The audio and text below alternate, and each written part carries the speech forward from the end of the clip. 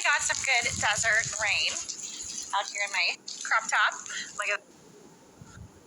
So I did test my kids' Hydro Flask bottles, and they all three came back negative. And then I looked underneath to see if there was like a little, place for a lead pellet like there is on the Stanley, and there's not on the Hydro Flask. So I don't know. I can't read any more about it. It gives me. There are no unsafe pregnancy exercises. You need to be aware of how your body is managing its intra-abdominal pressure with your midsection and how those abdominals are engaged in supporting your movements. Do you see that? Do you see that kind of like mountain right there? How my abs are kind of pushing outward into a dome? That is me mismanaging pressure. When we don't have good control over abdominals, which happens more frequently as the baby in the belly gets bigger, because that tissue and that lining and that muscle tissue all thins out. When we're not managing pressure well, we create that dome. And what that dome means is a red flag to you that you are sending pressure outward into that mountain shape and downward into your pelvic floor. Both are no-nos. Here's another angle where you can see my belly doming and mismanaging pressure.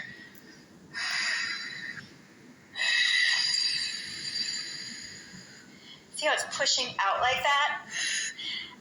The pressure is moving out to the path of least resistance, where there's the least amount of core support, and I can feel that heaviness on my pelvic floor.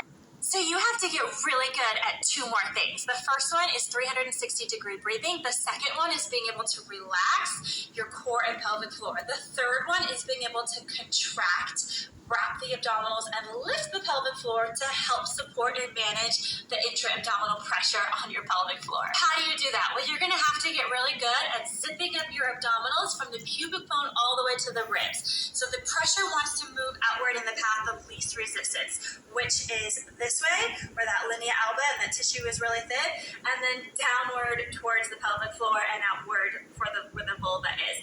Hence, prolapse is a cause of downward pressure on the pelvic floor. So you're going to have to learn how to turn on those lower abdominals, which for most women is very challenging. On your low tummy, exhale. You should feel your lower abdominals contracting. If you don't feel them contracting, take an exhale, pull the pubic bone towards the belly button, press one heel into the floor, and lift one foot up. You should feel a little more activation right here on those low transverse abdominals. Relax, lengthen the pelvic floor, relax the core. Exhale, contract the pelvic floor. Imagine there's a zipper zipping your abs up from the left side and the right side all the way from the pubic bone to the belly button, and then lastly, the ribs. Practice that in this position, in a seated position. In a standing position, you want to get really good at that wrap from the bottom to the top.